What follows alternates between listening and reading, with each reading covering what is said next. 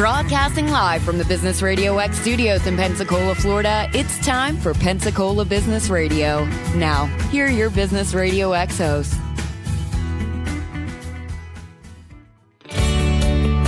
Welcome to Business Radio X Pensacola. You're listening to MotoTalk with Emily Elmore, brought to you by theMotoDoll. We're bringing you stories of planes, cars, trucks, and things that go. And along the way, we'll learn about the incredible humans behind the motors and take the lessons learned on the road, in the cockpit, and under the hood to smash through our own roadblocks and journey boldly.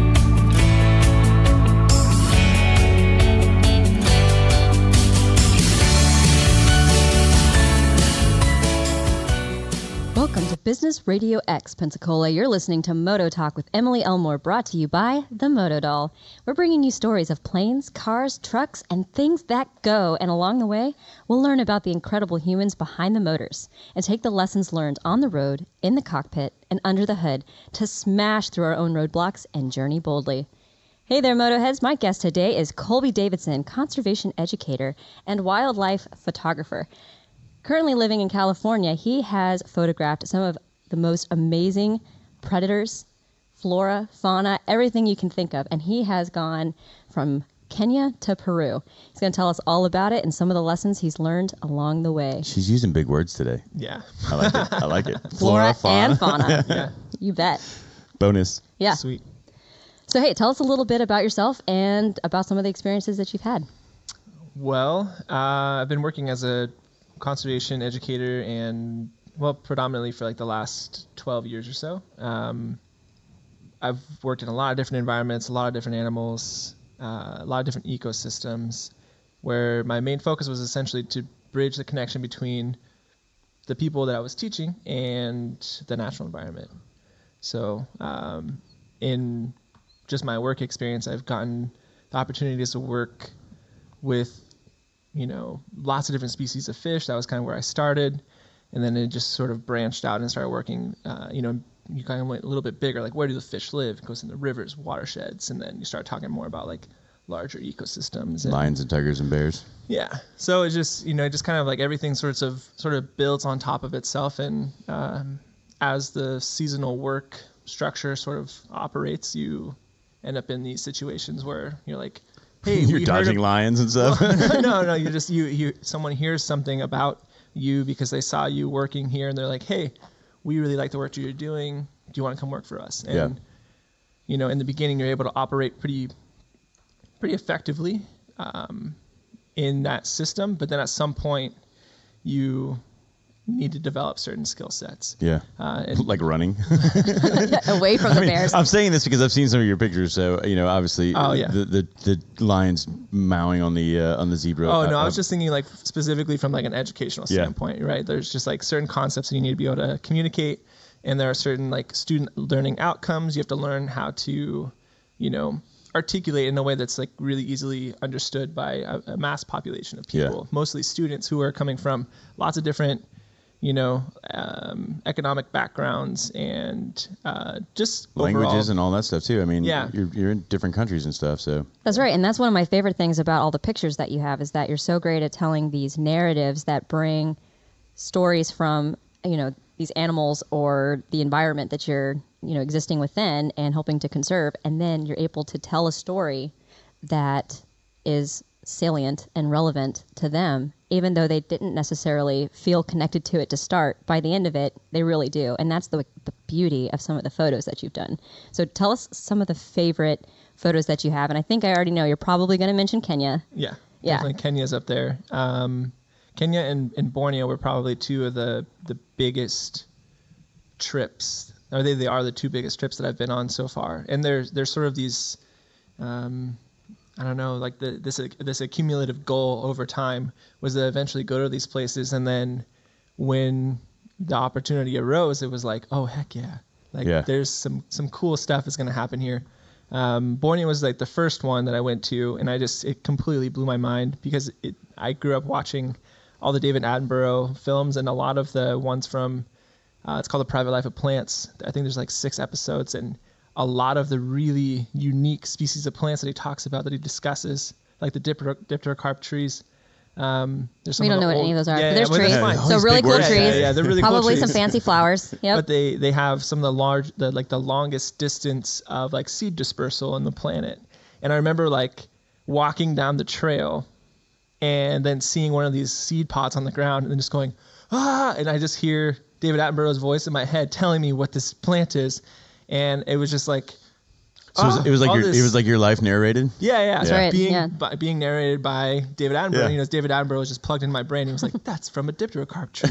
You're like, whoa, that's cool. Yeah, and then you get to take pictures and bring it back to folks like me who no chance I'm going to make it to Borneo probably anytime soon. And it's it's like the third largest island in the world, but almost everyone that I've spoken to, no one knows where it is. It's in Southeast Asia. Sure. Okay. Yeah, right. Like that's a large area. Yeah. Some of the largest conservation issues on the planet exist just on that island. Half of it's owned by Indonesia, half of it by Malaysia. Malaysia is a bit better, at least from like on paper about this sorts of the ways that they manage their lands there.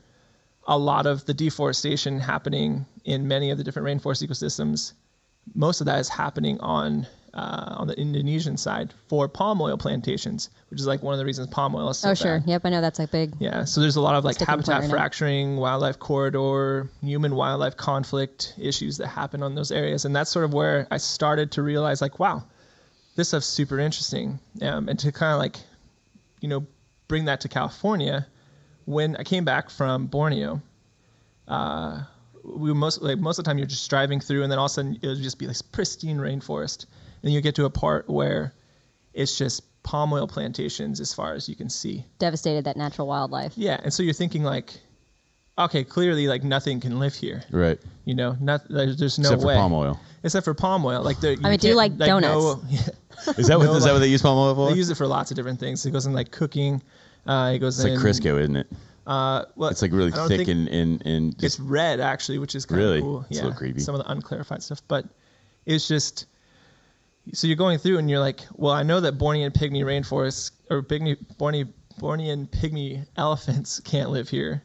Orangutans can't live here. Proboscis monkeys can't live here. They don't have food. There's no shelter. Right. It's just like palm tree, and then like ground. No flour, no egg, no nothing. I mean, they can't even make a donut. So there's just a clear delineation between the two, ecosystems. And then I come home, and I live in Sonoma County.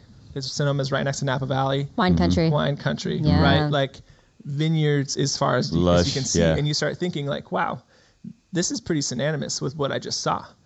Like, this is... Nothing lives there but the grapes. Thing. Yeah. And... It's kind of like the wheat fields and all that other stuff. I mean, any other large major crop, I guess, yeah? Right. But then how do you reconcile that because you have this market that's not going anywhere? Right.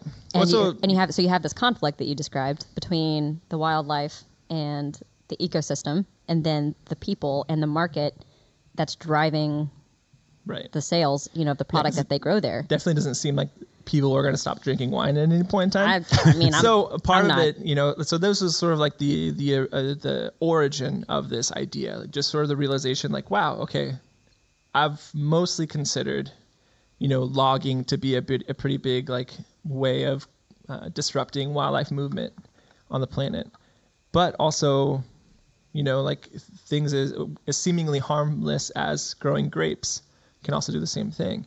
And then a couple years go by, and then there's sort of like the pinnacle trip of my life so far, which was going to Kenya. Pictures are amazing. If you get a chance, go to Colby.Davidson on Instagram and look at his Insta gallery. It'll blow your mind. Yeah, there's a lot of California native species there. There's a couple from my trip here to Florida, and then also, lots of different. Right, in this Kenyan trip that you're about to talk about, right? So the Kenyan trip, there's, any wildlife documentary that you watch. Yeah. It's basically totally the Lion King, right? Yeah, it's like real life Lion King. Everything you see minus the CG. Lives there, and ironically, I actually started a job at a safari park at home, and so I kind of learned about some of the different species of antelope, which, you don't think antelope are that exciting, but the Great Migration is driven by antelope. It's driven by the wildebeest. That's always the one you see in the film where they're going across the last man straggling, right? Is the one that gets snagged. Yeah. Well, so what it is there's they'll all build up right along the riverbank because they know that the Nile crocodiles are down there. Yeah. Like, And you see them move in, and then you have the hippos moving in too, because the hippos will kill things, but they're not eating them. They're just and they're just angry. They're just angry. Yeah. Hungry hippos. Yeah. So they all build up, and you'll see them like they're out in the grass, and normally what's causing them to migrate is basically they're just looking for grass. They're looking for green grass. And you have to imagine their populations are between like 1 to 3 million. All fighting over the same squab of land, right? Yeah. So, but then it gives you exciting chances to take pictures because then you get all the stuff coming together. Right. Yeah. So you sort of like you see this amass right at like Exodus. Yeah, you just see this right at the border of the river, and they're all kind of like pushing each other. It's like people at a concert. Yeah. And then at some point, one just goes for it, and then it just triggers everything else. And then they all just flood down, and they try to get through as fast as possible. Yeah. And the crocs show up, and they start like snapping. And it's a circle of life, man. Happens. But what was interesting about last year is that there was so much precipitation there. It was so wet. The grass was super tall, like within basically like the recollective history of the people that were alive. Right. You know? They couldn't remember it ever being that wet. It was so wet that the animals didn't have to move. They didn't have to migrate. Yeah. Because there was the just crocs, so much they just starved and totally threw the cycle off, right? So they're still migrating. They're just not. It's not the incredible like scene that you do see. It's essentially drought, like periodic drought that causes them to do those movements. Right. So that wasn't present last year. It was raining like the whole time.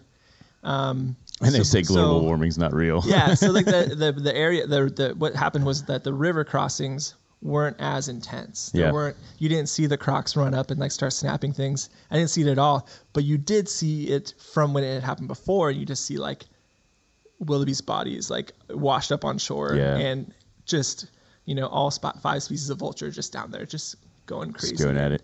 I picture a Disney movie. They're all talking and shooting birds and just hanging out and chewing on some wildebeest. We like to joke that the only species, or basically like one of the only animals other than giraffes, I guess also, but that didn't have a speaking role, but that had a major role in Lion King, were the wildebeest, because they killed Mufasa. Yeah. But yeah, so it's just these iconic scenes that you see and you kind of create, and then seeing lions and Maasai giraffes and the Maasai people and the ecosystems that, How far away from all of this were you? Because like your pictures, I mean, it looks like you're just like hanging out while they're just chewing on the zebra, right? So I have like a 600 millimeter lens. Which is very big. It's really big. It'll give you lens envy if you're into that kind of thing. Yeah, you got that the other day. Might also give you back pain too. It's weirdly, it gets more balanced as you like take it out. Yeah, so the further you go out, the lens kind of like balances itself on the camera body. Right. And it's not as hard to hold. Plus, you can get like a little monopod or a tripod. Anyway, you're like sitting in a truck and you're just kind of like driving around. This guy's like these Maasai, villagers, these Maasai warriors, these people who historically, in order to like achieve manhood, had to go out and kill a lion with a spear. Right. These guys are so badass. It's like the real deal. Insane. Like they're so cool. They can identify each different species of poop and which antelope it belongs to. There's like 70 different species of antelope. Yeah. That's impressive. That's more poop than I ever really want to know. Just like they know the different sizes and stuff, and so they're going around like showing you all this cool stuff, and so they just drive you around, and then they're like, they'll see a giraffe. Or a tower of giraffes, which they're called. You see them like staring at the bottom of this tree, and you see this eagle hanging out in the top of this tree. And so we drive up, and I'm like, oh, cool, look at that eagle. They're not looking at the eagle; they're looking at the giraffes, looking at the bottom of the tree. Giraffes are like the best indicator of there being a predator nearby. They're super awkward animals, but they're taller than everything else. Right. And so they're just staring at the bottom of this tree, and we roll up, and I just like don't expect there to be anything, and all of a sudden I see a cheetah bolt out from like underneath the tree and just like zip away, and it was the first cheetah I'd ever seen in the wild. And I was like, we gotta like quick, grab the camera. We gotta follow this thing, and I didn't have my camera up. I had it like up in the tree, and it was just wow. I didn't. You got to be ready, huh? Yeah, and the crazy thing is that when you're there, everyone that sees your photos, for the most part, some people have trouble like telling the difference between a leopard, even a jaguar, which is in South, Central South America and North America, and then and leopards. Leopards, cheetahs, and jaguars. For a lot of people, they're pretty like ambiguous. Right. So. Big cat, don't go too close. Yeah. I get it. Yeah. And people know what lions look like. People know what elephants look like. People know what giraffes look like. Because of Lion King. Thank you, Lion King, for bringing that familiarity to us. And so when you take you're taking photos of like the most iconic animals on the planet. Everyone knows what they are. And they're just hanging out. Yeah. 30 yards from your truck, and they don't care that you're there. Yeah. And so you're just like, well, I guess I'll just take a bunch of different photos of you and like see which ones work. Yeah. So. But you caught so many amazing, I would say like these natural moments that happen for humans also. So I want to talk a little bit about my favorite one just real quick. Yeah. So I was kind of scrolling through. I cried during this one actually. Yeah. This one is like a pretty amazing picture. If you get a chance to look at it, it's a mother cheetah cleaning her baby, her cub, after a kill. And he has a whole series of photos of this particular kill and her showing the babies how to eat. But then afterwards, after they've made a royal mess of things, she goes in and there's this blood really carnage all around everywhere, right? I mean, they're just splattered. Really they're just splattered with blood, right? But they're kind of wrapped around each other, and this little cub is looking up at her like, Mom, And then there's just kidney. It was good. That's right. And then Mom is cleaning the cub, right? And it's like this moment where it's like, man, this is me last night. I had a kid that I was cleaning up after a wild episode of potatoes, and he had there's potatoes in his ear. How do you do that? Yeah. Dude, my daughter once took a whole bowl of oatmeal and just looked at me and was like, boom. Right yeah. No, we've all been there, right? Dude, totally yeah. And so that's like, that's part of this narrative, right? Is that all of a sudden it's not this animal that's so far detached from me. It's this very emotive response that I'm experiencing. It's all exactly relative. Because like I've looked at my baby after making a royal mess of himself in that exact same way and cleaned him just as delicately. Were you licking the potatoes off though? I mean, they're delicious potatoes. Let's be honest. I make some real good potatoes. But so that's a really great story that he's telling with these pictures, with these really amazing predators that you think of as being, just these voracious carnivores. Right. And you kind of disassociate yourself from them. It's very easy, I think, as people to separate ourselves from the environment around us, right? We almost become superior to the system, even though we're very much a part of it. And that's what I really love about, what you're doing, is that you're trying to bring that, back together and show, hey, look, not only are we a part of this, but we impact it every day.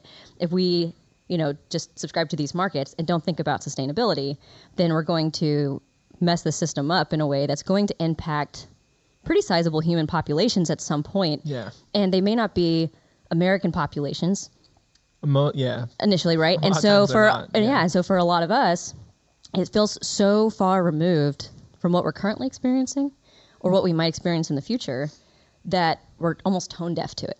And especially when people are talking to us about it. Because even as we've gone through here, you start to get so excited about certain topics that it's easy to say, oh, okay, cool, palm oil, right? Palm oil. Like I understand that there's a sustainability piece here, but I don't necessarily understand all the semantics that you're using. And then all of a sudden I start to tune out.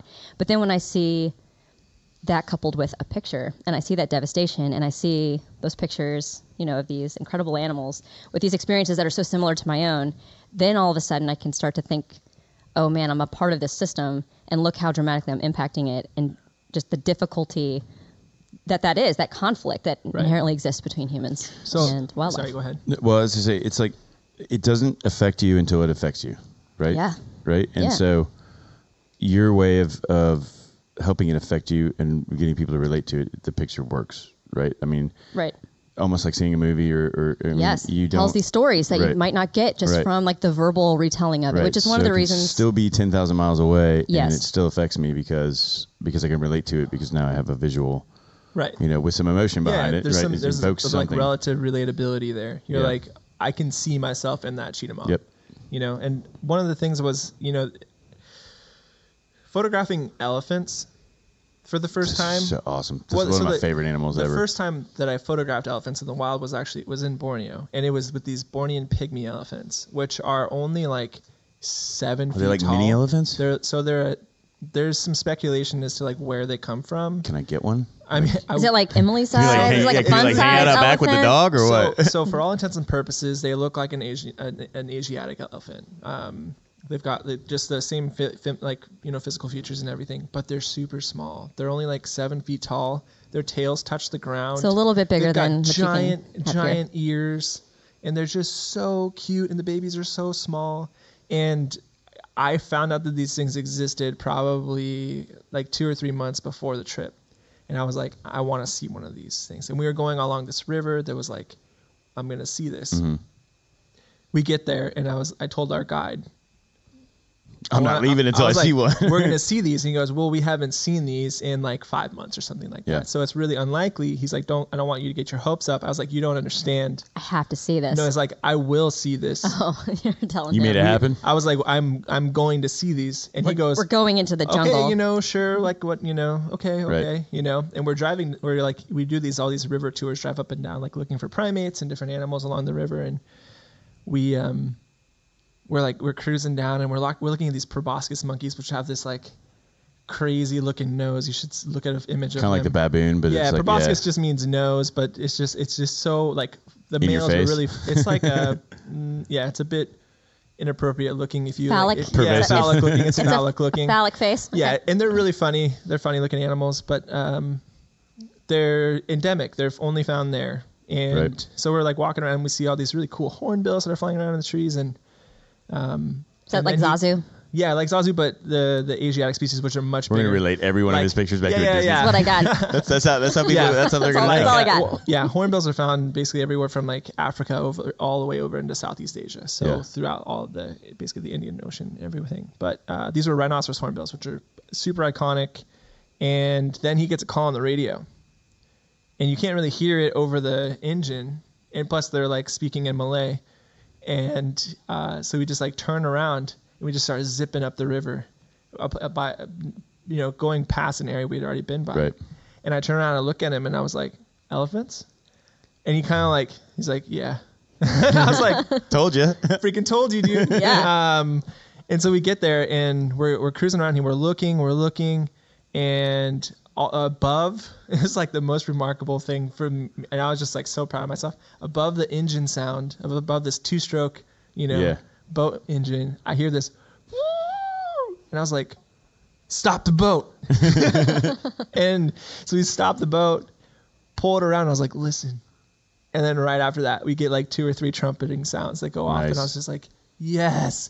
And it was funny is like the grass that they're eating, the grass that they're walking around in is like twice as tall as they are. Right. So you see the grass moving. The trunk flowing through. Well, you just see the grass moving, and then all of a sudden these like beautiful, elephants just like emerge through, and they're just drinking from the river, and that's like all they wanted. And you just see them like uproot these giant pieces of grass, and they're just like chomping on the grass, and they throw it on the ground.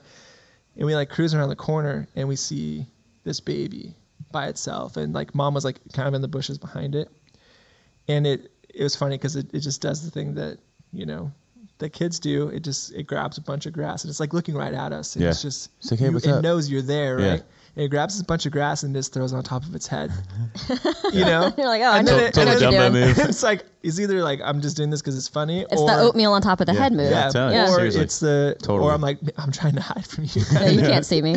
And then it falls off, so it picks it up and it does it again. And I was just thinking like, wow. Were you taking pictures? Yeah. Those photos are on there. They're like way back, but this is like before I knew how to use my camera. So like what I'm sort of alluding to is that, by the time I get to Kenya, I've been thinking about those trips so much, and like that specific experience was like remarkable because I'm thinking there's so much emotion that can be captured. And I started looking closer at like wildlife photographers like Paul Nicklin, for example, who. If you look up his stuff, he does a lot of Arctic themes, which are pretty rad. He does a lot of like, just water conservation, like endangered species, like poaching, stuff like that. And he's a photojournalist, him and his wife, Christina. And I started thinking like, wow, they're really creating a narrative with their images. Mm-hmm. How do I do that? I had no photographic experience before I got into cameras. I was just like, I like taking pictures. I don't know why, but I really want to try and do this. And so most of the time I was just taking pictures of organisms that weren't doing anything interesting. They're just standing there, but I was excited to see them and capture them. Yeah. And so it's like, how do I translate that into something that's more interesting? It's like, yeah, it's cool that they're here. And like when you're using a platform like Instagram, it's like a gallery, you know, you're not showing, you're just putting pictures up there and people are like, oh, that looks cool. You only got a piece of the puzzle. Yeah. Right. And so how do I create like a story out of this thing?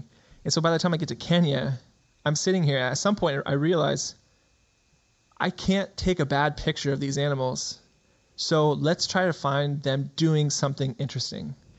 And then we came across in Amboseli. It's there's a big national park, and we're in Kenya Conservancy, which is outside of it. It's like a portion of land that's owned by the Maasai people, and they basically lease it out to tour agencies, and that's how they generate money. Well, but they generate money for themselves, so they can send their kids to school, and it's a big preserved area, and there's so many more species of wildlife there than there are like in the national parks. It's because they know they're safe. Yeah. So, but what ends up happening is just like, I forget where I was going with that. You're looking to find emotional experience with the animals. Yeah. So we come across these elephants, and the dirt there is like super red. It's like it's renowned for how red it is, and they just start like dust bathing themselves, and so they start throwing like dust on them. And it's just like this really beautiful picture of like all the dust flying in the air. All the red dirt everywhere. And there's like, you see it like splash off of them. And then they're like snuggling, and they're very affectionate animals. And so it's just like, okay, this is kind of like where it starts. And so I just started looking for different emotions being projected through their behaviors. And like, how do I like capture this? But if you haven't been around elephants, it's hard to know that. Right. It's hard to know like what they're doing or what they're feeling. But I mean, even from just the few pictures I looked at, you can see emotion in their face. Yeah, and I think that's important, right? You have to, if you want to be in conservation, you can't just be a one-man army. You've got to be able to display like why it matters. And I feel like photography is definitely a really great way of doing that. So it's something that you're doing, for sure, is that you're very passionate about all of these things, and then turning that passion into something that can be shared, right? That doesn't necessarily only reach an audience of people that are specifically conservation minded, right? Anybody can enjoy pictures of a baby elephant playing in the sand. Dude, I got it. Here it is. This is it. This is the moment. You need to take pictures of the animals doing something and the picture of the human doing something of the same, like the oatmeal on the head and the grass. Right. Put them side by side.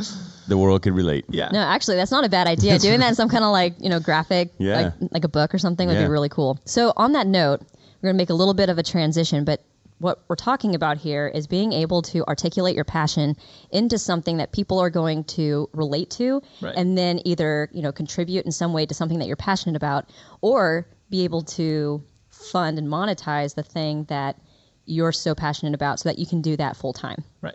So I want to talk just a little bit, because I think that a lot of times, especially with photographers, anybody that's a freelancer for sure, folks that do seasonal work, so some of your different conservation efforts that you've done, I think deal with what I'm about to talk about pretty frequently. And that is that you work a lot in the aesthetic in order to present that with folks. And so you don't necessarily spend a lot of time on the back end to make sure that all of your personal, professional, portfolio items are consistent or staying up to date, right? Because you care more about the content as opposed to people being able to know about you, because you care about making sure that they have all this relevant information about the elephant, but not necessarily all the relevant information about Colby, because it's not about you. For you, you're just so passionate about conservation that you care about focusing on that. Right. As opposed to focusing on yourself. And something that we've talked about so often is that, the amount of impact that you have, the reason one man can change the world is because he can go out and inspire others to make small changes that amount to a huge change globally. Right. And so if you want to do that, how do you ensure that you're reaching the audience and that you are impacting the audience the way that you want to impact and in a large scale? So there's a bunch of different ways, and we'll talk about some of this on future episodes. But there's a couple things that I want to talk about. So for freelancing specifically, you should have some kind of portfolio, whether that's like a gallery, right, for our photographers, or any other number of things that you may perform, right? Gig folks can definitely attest to that. So a portfolio of some kind, but definitely if you're into like the visual space, while Instagram is great, one, you need to identify what you're using Instagram for. So that's something we talked about a little bit yesterday. Right. So it's like, hey, is Instagram just a way for another avenue for you to create a gallery? Right. Is it something that you want to monetize? Are you taking some of these prints and you're wanting to monetize them for yourself to monetize a hobby? Are you taking these prints and disseminating the story so that you get impact and buy-in into something that you really care about? In which case you need to make sure that it's linked in a way that makes sense. And so we started talking a lot about that, and then we realized pretty quickly that not just with the gallery, but more importantly, with the way that you present yourself professionally, that is what's going to ensure that you are able to articulate your passion with folks elsewhere. So you're living in California, you're taking photographs in Southeast Asia, you're taking photographs in Africa, you're taking photographs in South America, which we didn't really get to go into. You're taking all these photographs of these places that are very geographically separated, right, from a lot of your audience here. And so whenever you're doing that, it's like, how do I make sure that I'm articulating this passion in a way that's going to either generate, that kind of give a crap factor, right, in those people to go out and want to contribute in a way that's meaningful to you, or to specifically contribute to you, so that way you can go out and disseminate your message further. Right. So if you're going through something similar, I encourage you, one, to really find out what your motivation is for posting stuff on social media. You want to have a conservation of effort. You're spending a lot of time creating this content in order to impact. So understand, hey, is this impact just because it's a hobby for me? Or is this an impact that I care about, no kidding, saving this particular species, multiple species, this particular environment? What is it that you're really motivated by? And then that will allow you to ensure that all of those other products are linked, and there needs to be consistency between those products.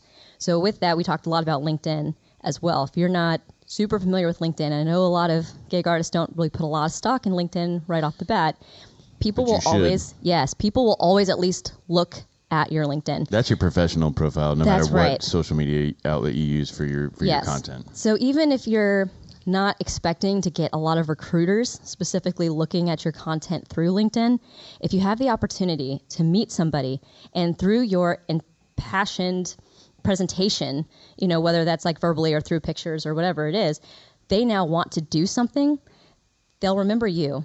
They'll remember the way that you made them feel, and then they will go and they will look you up. They might look at, Facebook, LinkedIn, Insta, all of those things, and there needs to be consistency throughout all of those products. But LinkedIn is 100% your professional profile, and so they will look there. And if somebody, after getting done talking with you, says, hey, you know what, I think he'd be a really good fit. I think that he could tell our story really well, and it's in line with his vision. I think that we could really be of service to each other. But then they're going to look and see, hey, what's your experience? Have you done something like this before? Or the things that we talked about, are those consistent with what I see on this profile? Right. And that's when you need to go in and look at that profile. So some things that we looked at is that making sure that some simple things like pictures and stuff are consistent right across the way. But then also making sure that your gallery and your resume and all of those things are updated and consistent with everything else. All of those products need to be the same. But then one of the other things we really talked about was the about message, right? And so this all kind of, turned back to you, but your about message originally, really emphasized that you're into conservation, which of course is a conservation educator. I can glean that from the title, right? But what I don't necessarily know is what separates you from another candidate and the type of opportunity that you're looking for and why I should care, why I think that you're going to be a good fit. So we talked a little bit about that. If you remember, so the about is who you are, skills that stratify you, and then what you're looking for.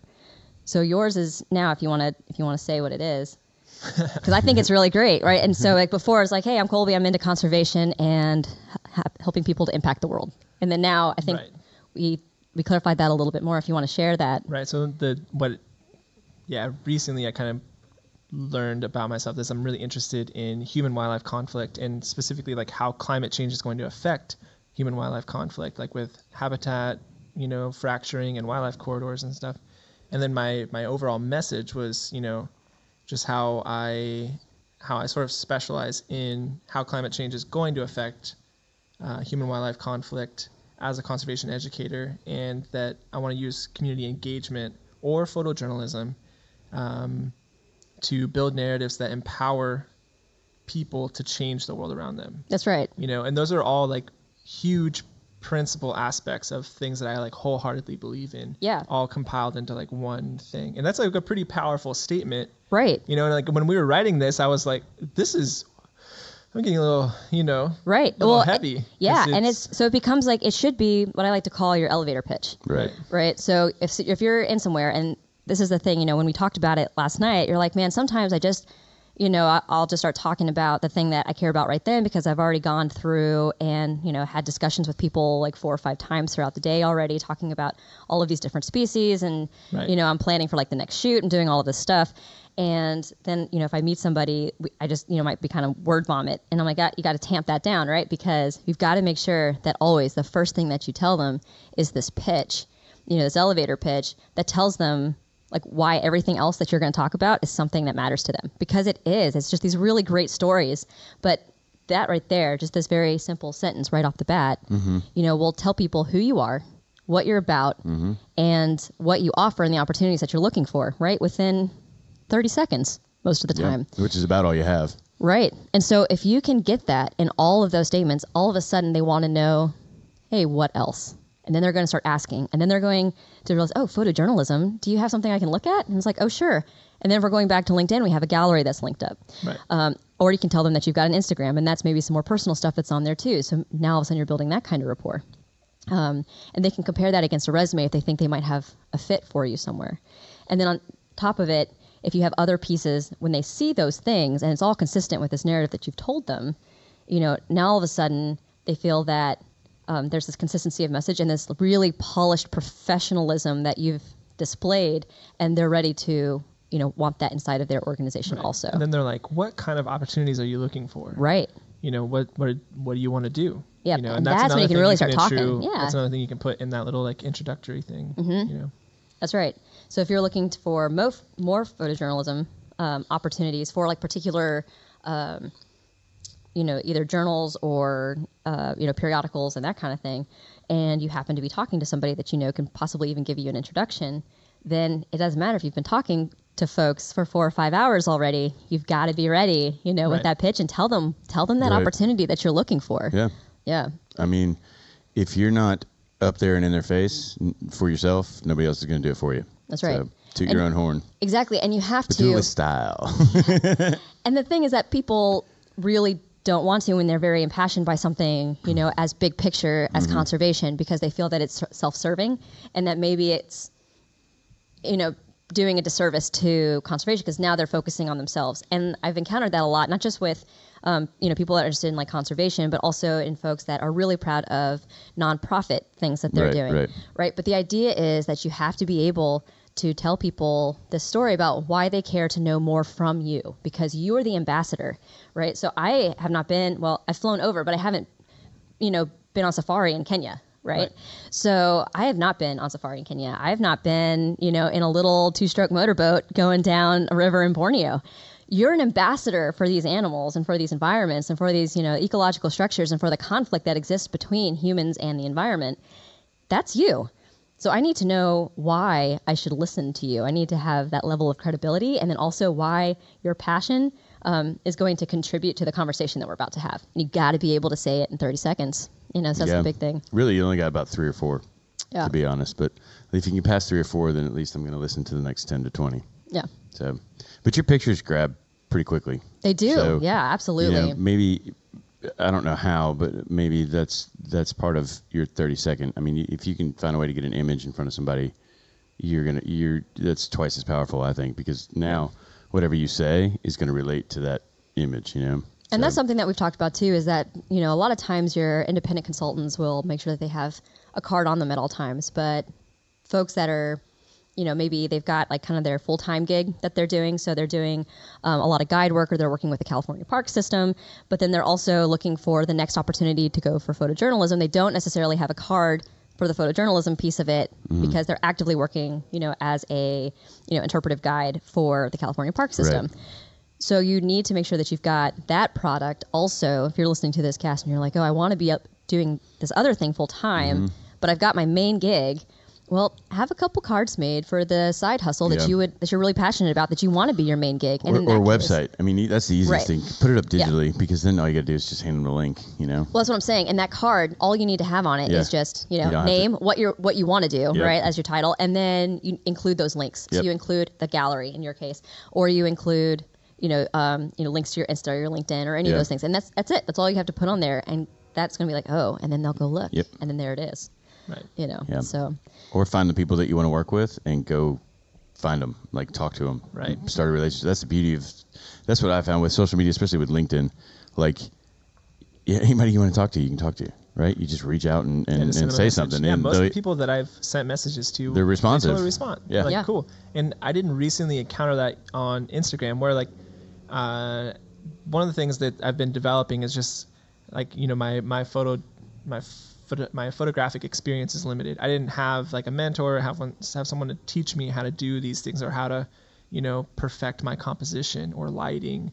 I had to teach myself most of that stuff. And then I've also had some really good friends who have lent me some of their expertise as well. And it's only been within the last year where I started reaching out to some local photographers just to say hey, you are taking photos of these animals and I've recently taken it upon myself to focus on these animals specifically. Can you give me do you have any materials or any insight on how to find them, how to track them, how to compose these images? And most of them are super stoked to just say hey, guess what? I live on the other side of the hill. Do you want to go shoot with me? Yeah, exactly. You guys can nerd out on it together. Take photos with me? Yeah. And then you're just sitting there, in awe of these animals. And then he's like, hey, wait till it does this thing and try to get that shot. And then you're like, oh, I get it now. And some of it is just, you have to have someone who's doing it professionally show you or demonstrate to you. Because you can look at the images and you're like, oh, okay, I understand what's limited, but how do I fix it? Yeah. So, and so that networking component is also really critical, right? As you're trying to expand. And I don't think, other than through direct messaging these photographers, I don't think, for me anyway, Instagram hasn't been a good platform for that. And I've been trying to use it in that way to try and get more exposure. But it's, there was definitely a spike when I was in Kenya because everyone loves safari photos. But then as soon as I started posting stuff about California wildlife, even though I'm taking really beautiful photos of owls, Yeah. Well, and very few people really care. Right. And we talked about that too, is that there's different ways to use all of these. And so that's something that we might bring up in a future episode, but that each one of these, platforms, you have to be able to manipulate it in a native way, and you can't treat them all the same. Right. Yeah. So there's definitely that. And then if you don't know exactly what your motivation is for using that platform, you won't be able to take advantage of, of the platform to its full extent. You probably, honestly, you need to check out, I think you're probably leaning more towards the Adobe platform, the Behance or whatever it's called. Behance. Yeah, Behance, yeah. I had a Behance account for a while, and just part of it is I don't know how to use it. Yeah. And so and there are so tutorials I know a guy. And stuff. And I know a guy. Just send me the pictures. We'll work it out. Cool. I'll bill you later. Because there are all these platforms to get you exposure, and Flickr is a really good one if you can get in with some of these photographer groups, and you can send your images in, and you can also say hey, looking for feedback on this image, and people will do that. Part of it is just if you had a community already that was local, and you could they were California wildlife photographers, and I'm sure they exist. Oh, sure. And then you had one-to-one in-person interface, as well as this photographic community to bounce these images around it and just say hey, what do you think? Is this cool? Does this work? How should I change this in the future? Right. And I think that's really great for feedback. And that's also something that I think we talked a little bit about, is that those who are, artistically inclined, creatively inclined, doing some of this freelance work, is that they will get, and rightfully so, because that's what makes them masters of their craft, really into the weeds of, wanting to get that feedback and trying to figure out how they can do it better, but not necessarily working on getting the content itself to a bigger audience. And so what you get is a lot of familiarity within those communities that you're building. And so you have a really dedicated following amongst the people locally to your Instagram. But if you're not using those platforms also to disseminate the information, not just for feedback purposes, but for exposure purposes, then you may not be getting as many opportunities to monetize it in a way that's going to either support it as a hobby or as a full-time job. Right? Absolutely. Yeah. And so that's one of the things that I think is just so important for us to kind of bring back here, is that, if you're listening to this and you have this really wonderful creative ability, such as Colby with these pictures, and please go and check them out. What you need to also focus on is that you need to take as much time to seriously consider like your professional presentation. And so that is, absolutely critically important. And that professional presentation, once you get a motivation for exactly what you want it to do, is it just a hobby? Is it a hobby you want to monetize? Is it your part-time thing that just, brings you joy but is also an extra source of income? Or is it something that you want to be a full-time job? Once you get that, then you know exactly how much effort you need to be putting in order to get that return. Yeah. There's a lot of different ways that you can do that. Definitely check out theMotoDoll.com. We can talk with some of those things a little bit further. But I hope that you got a little bit of value from that, and that, one, these just really incredible, crazy stories about, Kenya and Borneo. Elephants throwing grass. That's right. And I don't think we talked about like the lion suffocating the zebra, or that was you have to go see it. About the cheetahs. A lion bring it down. Right. So, and just these incredible narratives, that just bring us back into the system again, right? Yeah, like where there's a story that's like very evident. You're like, okay, this should be easy to tell. That's right. And just finding the best way to tell it in order to impact the widest audience. And that's something that we can definitely find help your you vehicle. with. Yep. So for those that want to see it again, where can they go to see all your pictures? Super easy. Colby.Davidson, COLBY.DAVIDSON. And he can spell, ladies and on gentlemen. Insta. It's so fancy. Big letters, big words. So, okay, so we're kind of close to the end of time here, but dude, awesome stories. So, like, seriously, like, nice path of life. Thanks. Like, you're doing okay, man. You're doing okay. Yeah, I've been pretty fortunate. I mean, you're able to travel to these places, right? Yeah. So you're doing all right. Yeah. Well, it's also like really early on, I figured out what I wanted to do in life. Yeah. And I was able to really like hone down and focus on that. Yeah. And the passion like hasn't gone away. It's just gotten bigger. That's cool. See, that's good. Yeah. So now we'll just find you the right vehicle and make you famous. Yes. Find me the right vehicle. That's right. Please. Yep.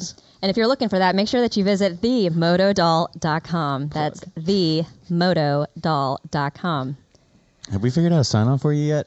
I think we just kind of go back and forth on it. So we'll figure one out. Or you can toodles. Exactly. Or maybe people could submit their own opinion and we'll take a There vote. we go. The best sign off for the MotoDoll. Yeah. Now taking your opinion. We'll select the vote best. for toodles. Win a cool picture of a zebra getting eaten. There you go. All right, cool. All right, we're out of here. Welcome to Business Radio X Pensacola. You're listening to MotoTalk with Emily Elmore, brought to you by the MotoDoll. We're bringing you stories of planes, cars, trucks, and things that go. And along the way, we'll learn about the incredible humans behind the motors and take the lessons learned on the road, in the cockpit, and under the hood to smash through our own roadblocks and journey boldly.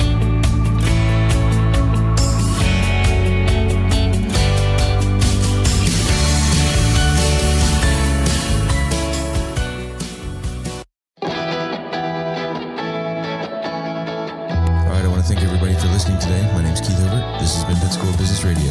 You can find us at Picola Radio X on Twitter, Picola BRX on Facebook. You can find us on LinkedIn at Business Radio X Studios.Pensacola, or you can find us on Instagram at Pensacola Business Radio, or on our websites at BusinessRadioX.com, or on our live feed at BusinessRadioX.live. If you are interested in being a guest on Business Radio X, please visit either one of our sites or our social media sites to find a link to book your appearance. This has been Pensacola Business Radio, where business is good and your work matters.